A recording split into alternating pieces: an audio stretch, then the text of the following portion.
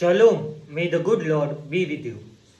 Let us meditate upon needing the Lord more deeply, having a relationship with the Lord more deeply.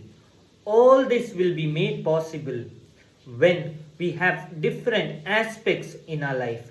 One of the aspects that we need to understand and go about is having the joy of the Lord. What is the joy of the Lord?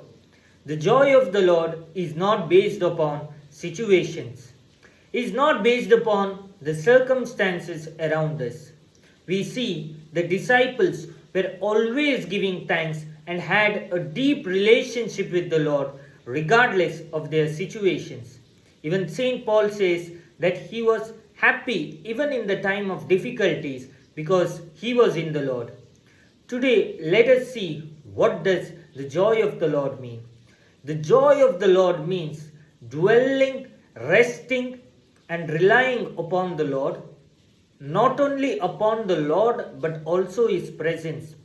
We ourselves live in a different realm that is completely subjected to God's presence and being able to touch the manifest presence of God in our life.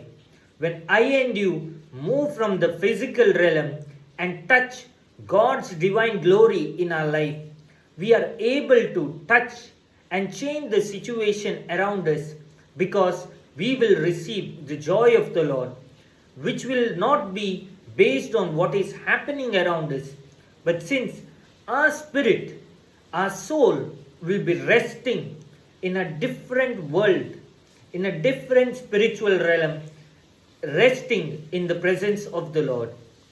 So let us make a short prayer for God's glory and presence to be in our life. Repeat after me. Mighty Lord, I thank you for all the good things. Help me to connect with you. Help me to have the joy of the Lord in my life.